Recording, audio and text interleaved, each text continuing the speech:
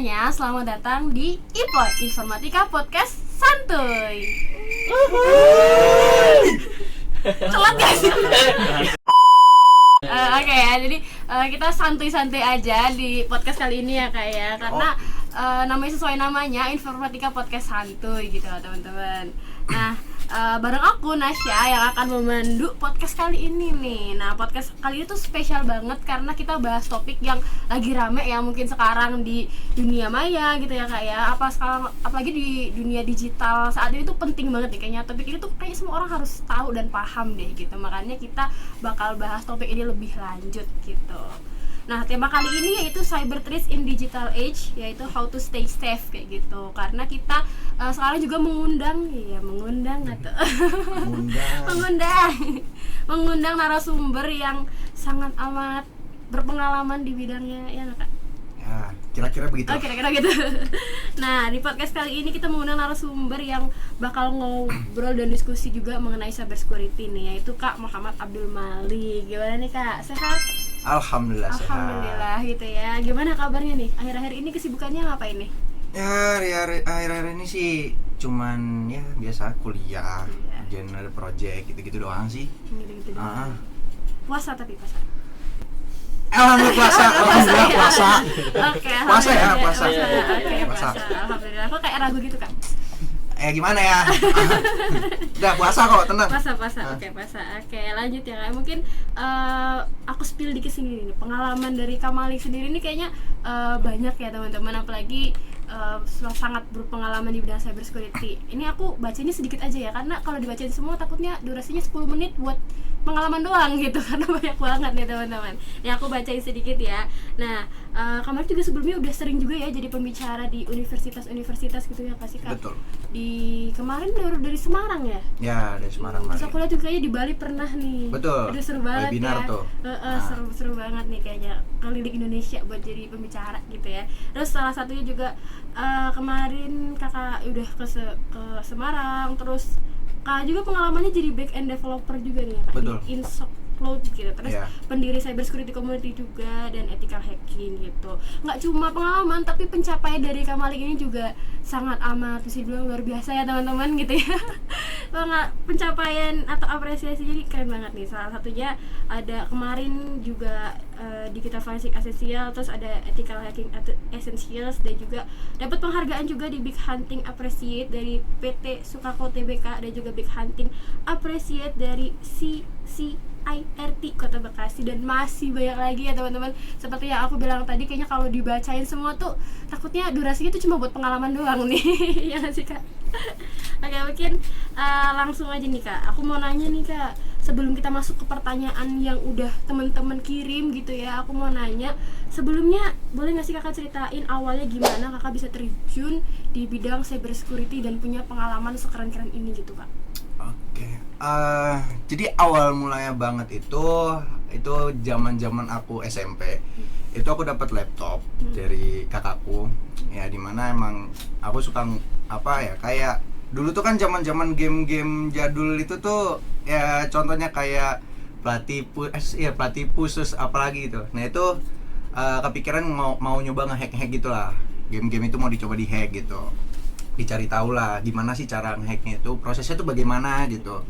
Ya terus dari situ mulai ngeliat tuh, oh ternyata harus ngoding juga gitu kan. Nah dari situ kita belajar mulai ngoding. Nah, jadi dari situ ngoding web. Nah sampai dimana kepikiran juga buat belajar tentang cara ngehack website dulu tuh. Ini mohon maaf ya, dulu emang kacau ya. Ngehack website nih dulu nih. Oke lah, dari ngehack website itu sampai akhirnya di SMA itu tuh kayak kepikiran kalau kayak gini terus nggak bener nih kayaknya nih kalau ngehack ngasal doang gitu kan. Jadi akhirnya dapat teman yang emang dia itu belajar tentang cyber security untuk ke arah profesional. Jadi dari situ aku ibaratnya ikut jalannya dia, jadi lebih ke arah profesionalnya. Ya dari situ mulai ngedalemin tentang security. Gitu. Itu emang dari awal banget, dari SMP nih Kak ya. Orang lain SMP ngapain ya? Masih main kelereng gak sih? Atau SMP udah ngapain ya? Ke warnet gitu ya. Ini kakaknya udah belajar cyber security, udah mulai ngehack nih ya dari SMP. Keren dulu.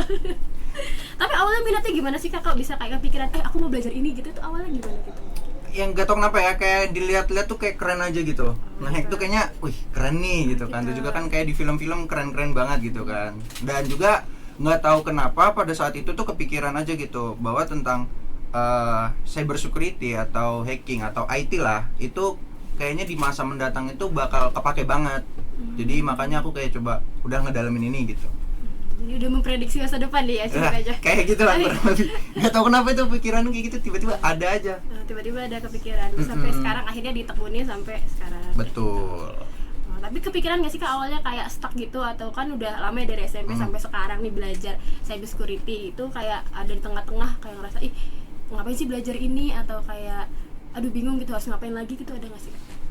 Kalau nge-stuck karena kayak apa tadi ya, nge-stucknya karena ngapain sih belajar ini gitu ya, itu nggak ada sih. Cuman kalau nge-stuck karena capek itu ada. Jadi kayak terlalu, karena emang cyber security ini emang terlalu luas ya, jadi emang kadang kita tuh rada suntuk juga. Dan kayak ibaratnya ketika dapat materi yang benar-benar susah itu kayak ini gimana sih caranya gitu, gak paham gitu. Nge-stucknya di situ pernah kalau nge-stuck kayak gitu. Tapi solusinya abis itu gimana tuh biar nggak lanjut terus gitu, terus semangat terus gitu? Kalau kayak gitu ya solusinya mungkin aku emang rehat dulu, kayak sempat ibaratnya vakum lah dari dunia cyber security ini. Terus ada lagi teman yang memang dia ini ngajak kayak kolaborasi untuk di bidang cyber security ini. Waktu itu dapat project juga dari pemerintah waktu itu, alhamdulillahnya. Ya dari situ mulai dalamin lagi, mulai aktif lagi, dan ya udah ngeriset lagi lebih dalam lagi gitu. Oke, jadi lumayan panjang juga ya bisa dibilang kayak perjalanannya. Perjalanan untuk belajar cyber security ini tuh nggak sehari 2 hari, nggak seminggu 2 minggu ya kayak. Panjang banget. Iya panjang banget nih. Jadi sampai akhirnya sekarang bisa kayak sekarang tuh banyak lah lain jalanin gitu. Mungkin langsung aja nih kak kita ke pertanyaan kali ya. Karena, boleh.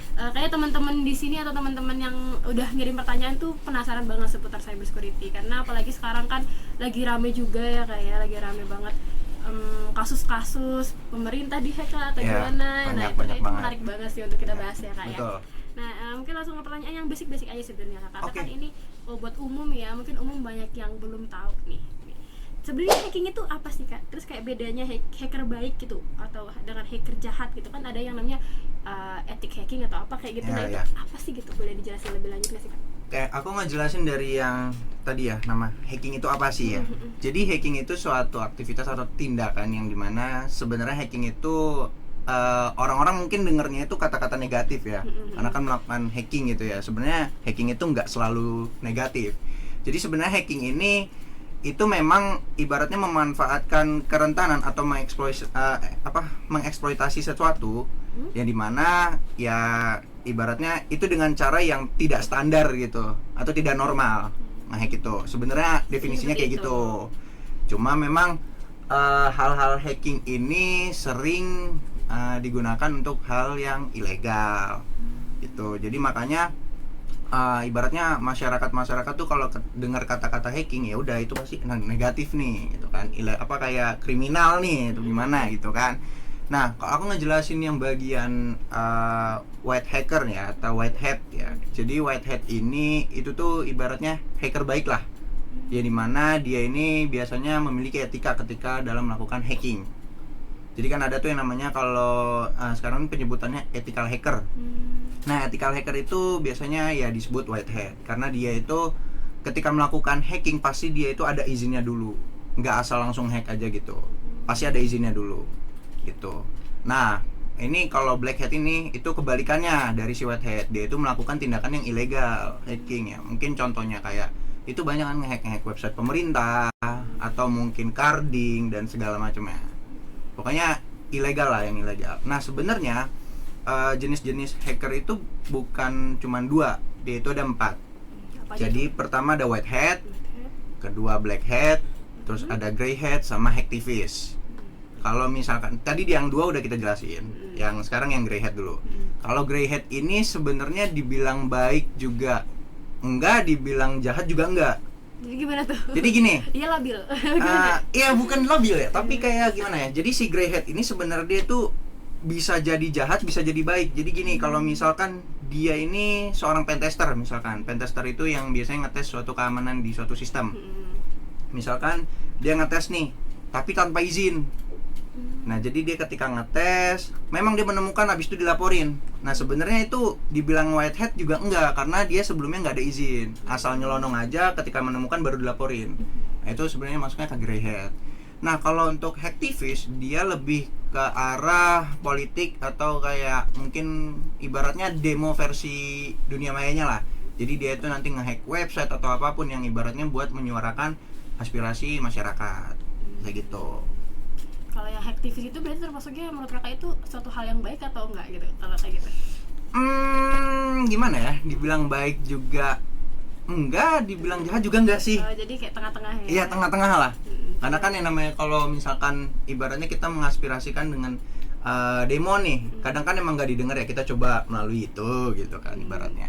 Salah satu bentuk upaya yang baik juga sih sebenarnya. Betul. Cuma mungkin ada yang menganggap buruk juga, ada yang menganggap oh ini kan demi aspirasi kayak gitu juga. Pokoknya sebenarnya kayak gitu tuh ya karena istilah hacking itu udah dikenal buruk aja.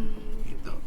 Pertanyaan selanjutnya nih Kak, ada orang nih biasanya nge-hack itu atau kena hack ya, lebih tepatnya lebih ke kayak misalkan aku nih, terus aku kena hack. Itu tuh aku karena apa sih, aku kurang apa lagi gitu loh, kurang menjaga apa kayak gitu. Nah, terus ada nggak sih kesalahan yang kira-kira kesalahan yang umumnya orang kayak dapetin terus akhirnya dia kena hack gitu. Oke, menarik nih.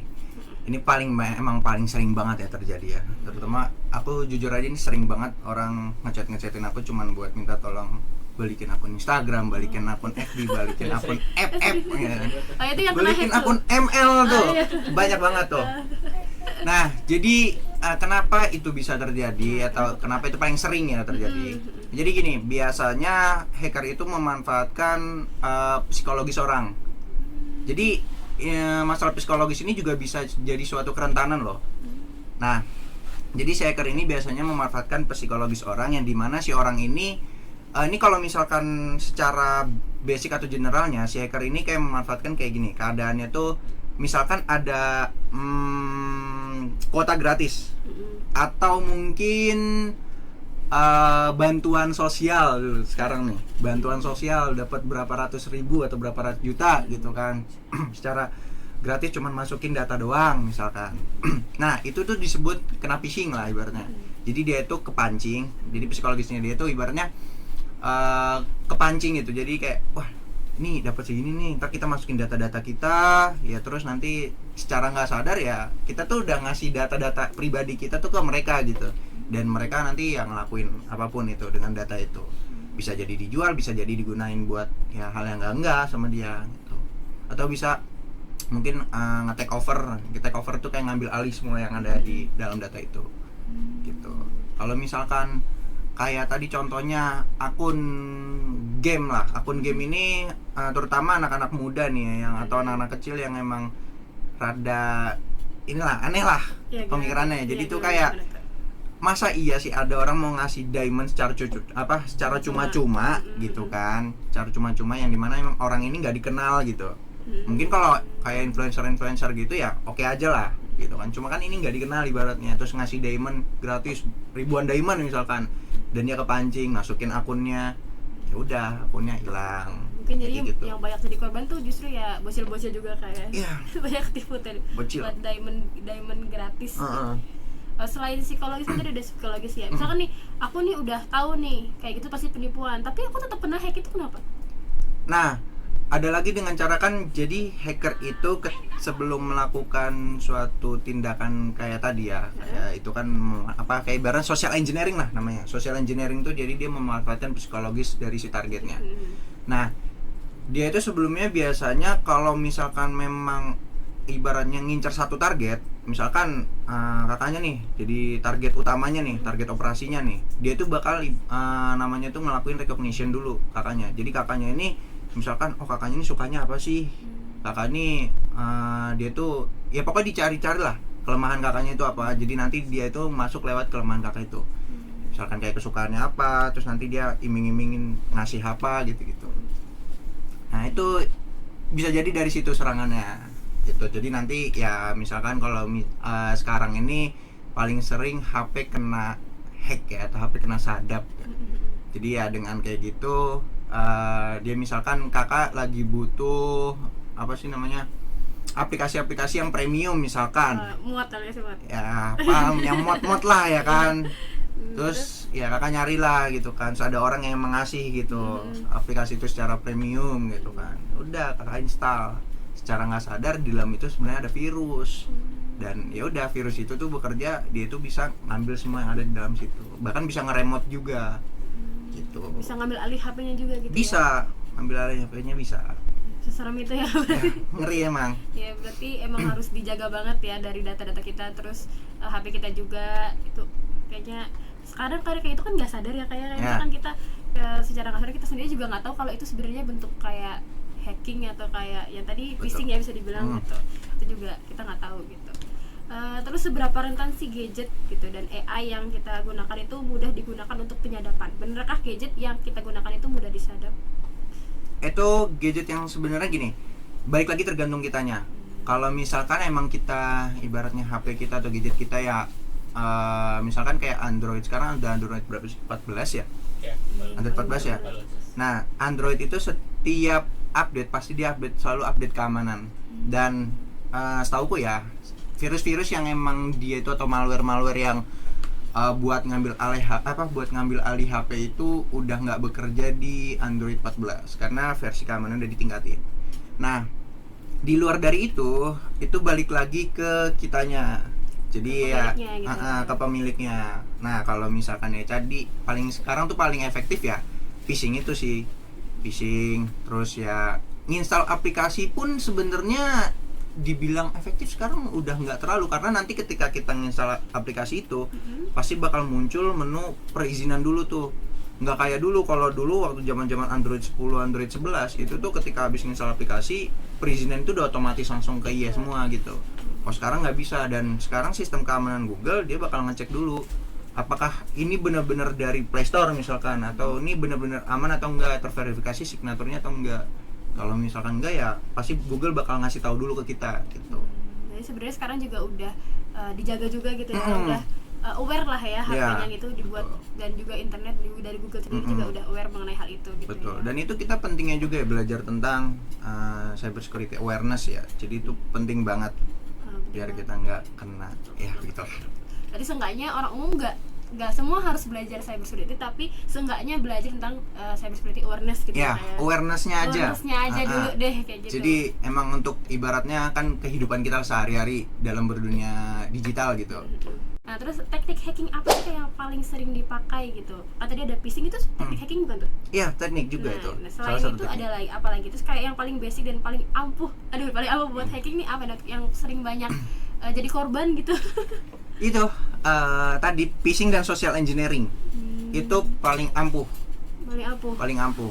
Ini kalau ngomongin langsung ibaratnya ke person to person ya, jadi ke orang. Kalau misalkan ya di dalam website ya itu banyak aja sih sebenarnya, kayak SQL injection dan XSS masih banyak lagi gitu. Nah, cuma kalau misalkan kita ngomongin untuk ya kan kita ngomongin bukan ke sistem doang nih, kita ngomongin ibaratnya dari ke masyarakat lah ya, ke masyarakat.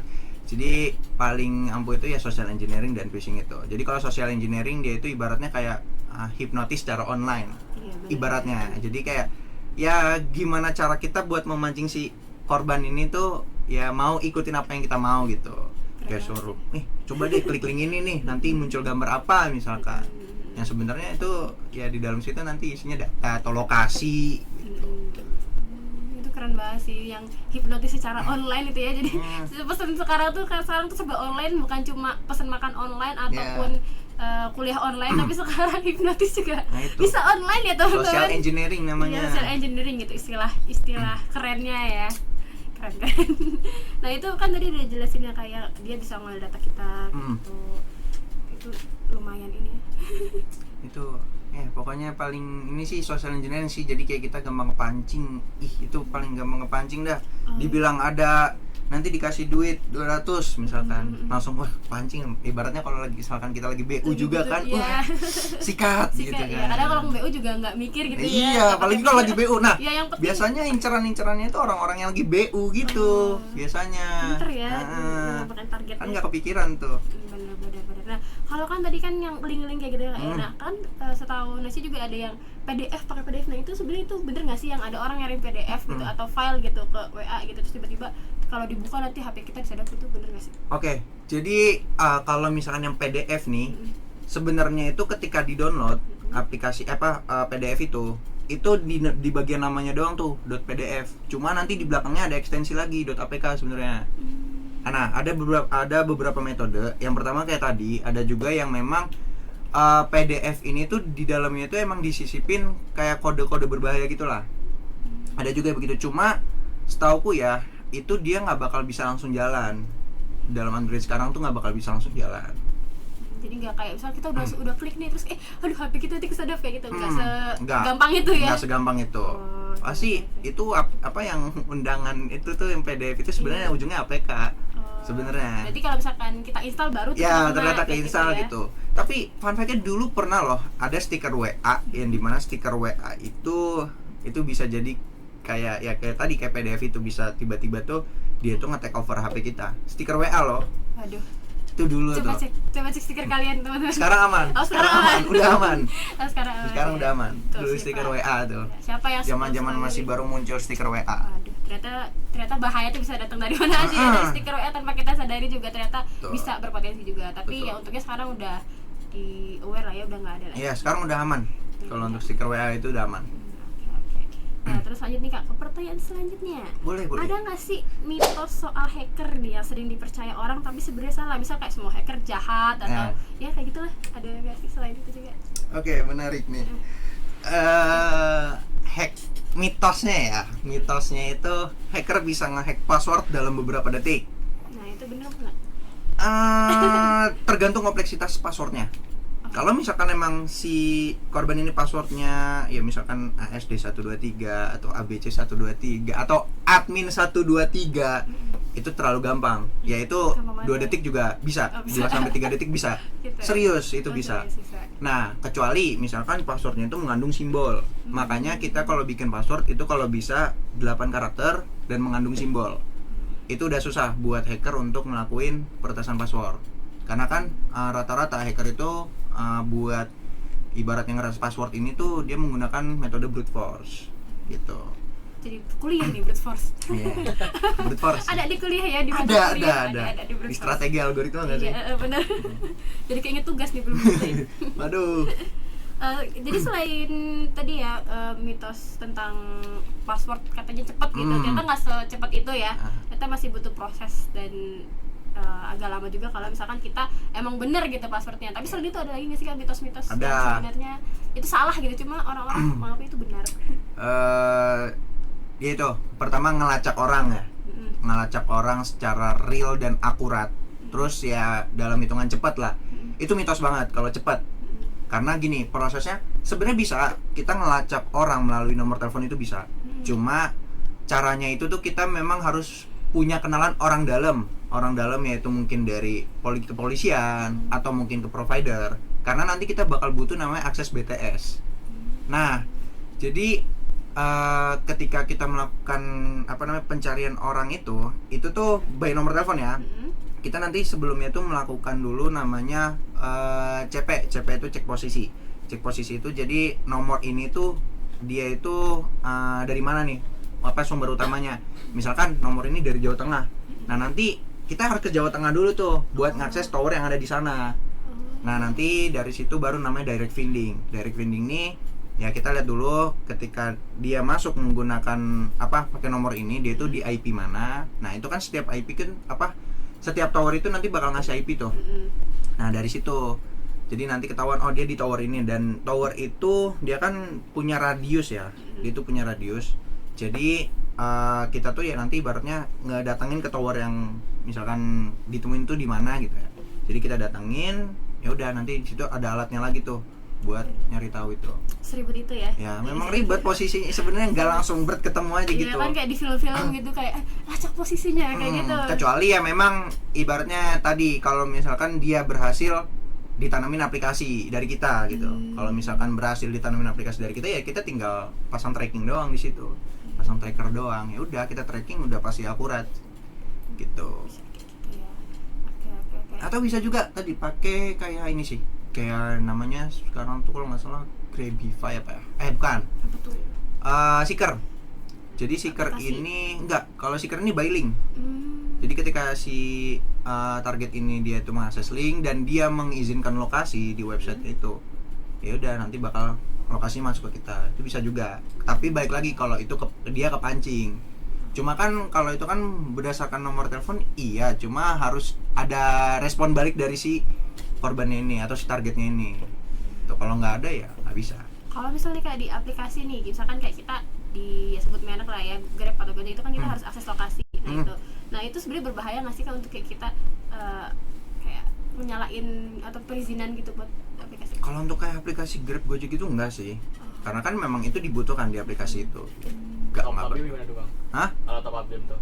Top apa? Top up game. Top up game. Biasanya kan ada tuh dia ngasih kayak Pakai lokasi gitu. Enggak, bukan lokasi sih, kayak nomor HP gitu kan. Itu juga termasuk data kan. Nah itu kan Kalau nomor HP doang aman. aman ya? Aman. Banyak soalnya sih situs-situs top up gitu. Aman kalau itu aman. Cuma ya jangan sekali-kali yang namanya kayak dia itu nggak official, terus kayak di situ minta nomor nik KTP lah dan segala macam, itu jangan. Jangan. Berarti jangan ya. Ya, gitu. itu udah termasuk data pribadi banget itu tuh. Kalau nomor mah sebenarnya nggak terlalu pribadi banget lah. Oh, nomor sebenarnya nggak terlalu bisa itu buat hack gitu ya? Iya, betul. Ya paling-paling ujung-ujungnya orang-orang tuh nanti ini bukan ngehack juga sih dibilangnya ya, tapi mengirimin virtek atau virus teks gitu. Kalau orang-orang hacker hacker bocil ya, jemputnya virtek. Jadi dia nanti ketika dikirimin itu ke WA-nya nih, langsung HP-nya tuh bisa force close WA-nya, bisa nge-lag gitu. Jadi lumayan ya bisa dibilang kita juga harus tahu juga mana data yang sebenarnya penting untuk kita keep sendiri dan juga mana data yang sebenarnya boleh kok kita kasih buat di luar kayak gitu. Betul. Ya. Berarti kalau yang paling penting untuk kita keep sendiri itu apa aja tuh Kak? Biar nggak salah juga nih teman-teman sini. Tentunya itu tadi data kayak KTP ya. KTP, KK gitu-gitu lah. Pokoknya yang intinya yang boleh dikasih keluar tuh kayak mungkin ya nama lengkap itu nggak terlalu masalah banget. Terus nomor telepon, nomor rekening juga nggak terlalu masalah banget sebenarnya. Dan kalau bisa tanggal lahir itu yang sebenarnya jangan terlalu dikeluarin banget sebenarnya. Ya ibaratnya yang tahu-tahu aja. Sebenarnya gitu. Kecuali memang ya ibaratnya ada suatu alasan memang harus kita pakai tanggal lahir itu gitu. Tanpa kita sadari teman-teman ternyata tanggal lahir itu penting banget juga ya. Penting ya, banget. Buat password tuh aja. Iya. Nah, biasanya buat password, betul. Bener. Nah, kadang tuh kan juga suka tuh ada orang-orang yang ngupload story temennya ulang tahun apa gimana gitu kan. Itu sebenarnya kalau misalkan memang ada hacker yang lagi nandain si orang itu, ya itu jadi tahu tanggal lahirnya kapan. Itu bisa berpotensi untuk kayak bisa berpotensi. Tahu nih apa, betul. gitu, Kalian ntar jadi bahan cobaan buat nih passwordnya kali tanggal lahir gitu kan. Oh iya. Itu. Lanjut nih Kak, pertanyaan tadi kita udah bahas ya dari mitos-mitos. Nah mungkin kita bisa lanjut nih bahas kayak kalau mau nge-hack sebuah sistem, biasanya celah apa yang paling sering dipakai, terus gimana cara paling efektif buat nutup celah itu. Jadi biasanya hacking kan kayak lihat dari mana nih celah-celahnya itu apa aja, terus gimana sih kita sebagai penggunanya itu biar hacker tuh nggak ada celah kayak gitu ibaratnya. Oke. Ya kalau misalkan aku ngomongin, sebenarnya aku pengen bawain ke arah website juga sih, karena kan memang kita kan lingkupnya informatika ya, pastinya bakal coding web gitu kan ya kan. Kalau di dalam website itu paling sering banget ada yang namanya SQL injection dan XSS attack kerja gitu. Jadi si hacker ini nanti bakal naruh pilot XSS, yang dimana pilot XSS-nya ini bakal masuk ke dashboard admin. Nah ketika ada admin yang lagi masuk ke dashboard itu, di situ ada cookie session, yang dimana nanti si hacker ini bisa dapat cookie sessionnya, dan ya si hacker ini nanti login sebagai admin, dan dari situ nanti dia bisa ngolah-ngolah data. Berarti itu bisa diambil lah ibarat. Berarti dari yang membuat website juga harus antisipasi hal itu ya. Betul, developer harus antisipasi banget. Dan kalau bisa belajar secure coding.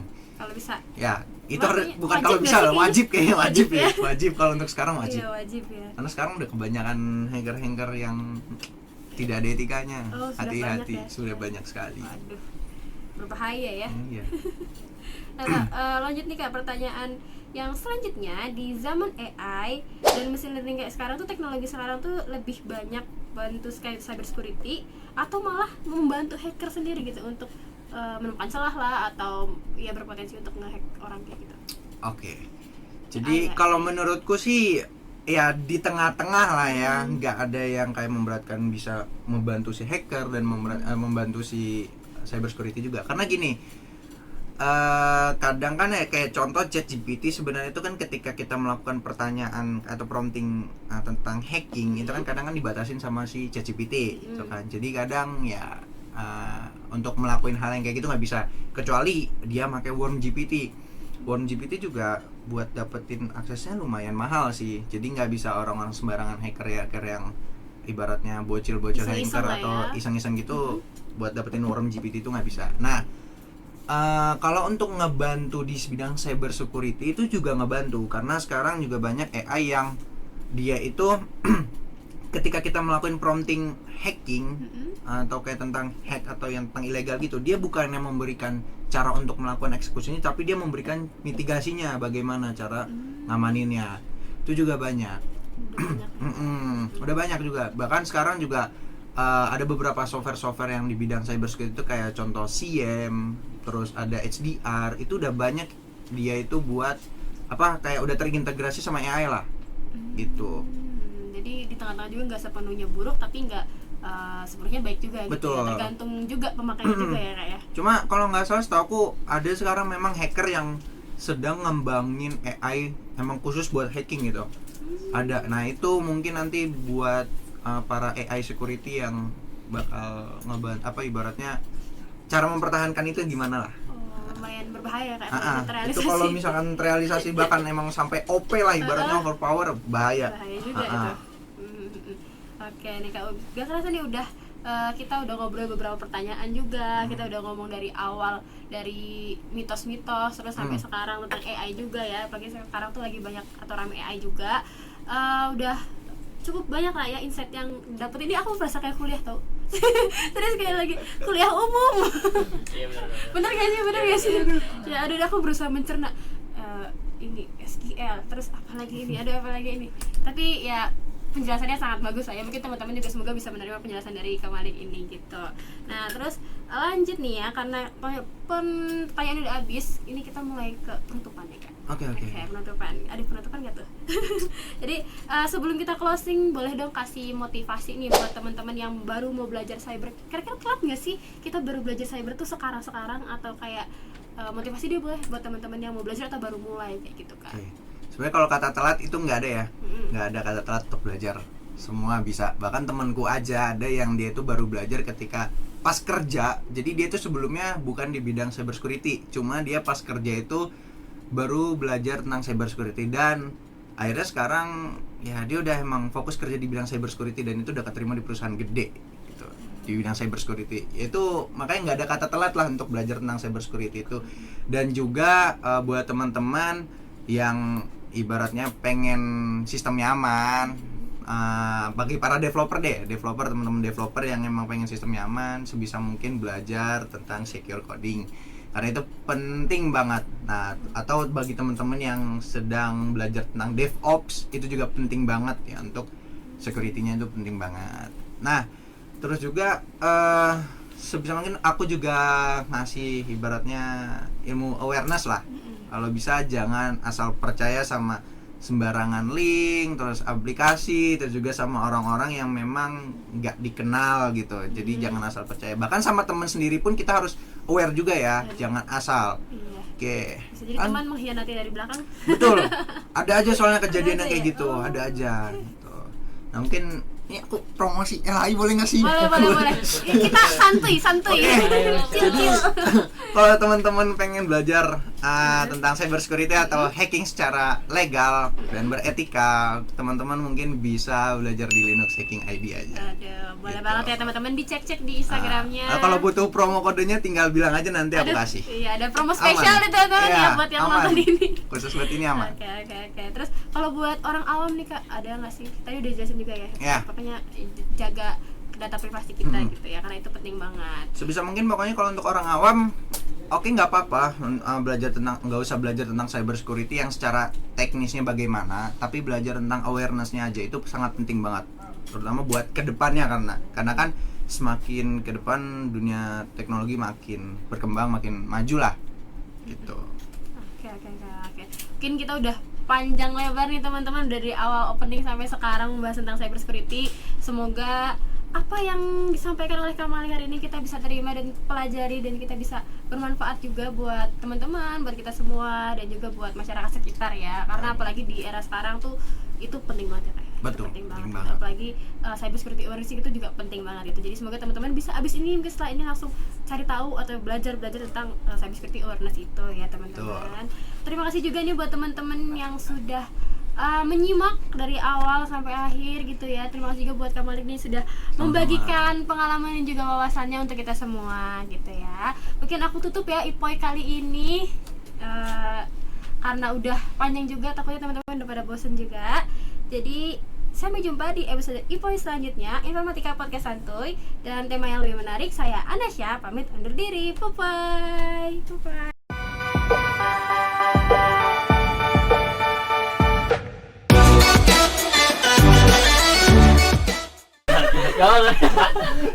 Aku kudu uhuy. Udah rame. Sampai jumpa. See you guys. Bye. Iya tuh. Berapa menit? Setengah jam. Roar. Masih buka lah. Roar.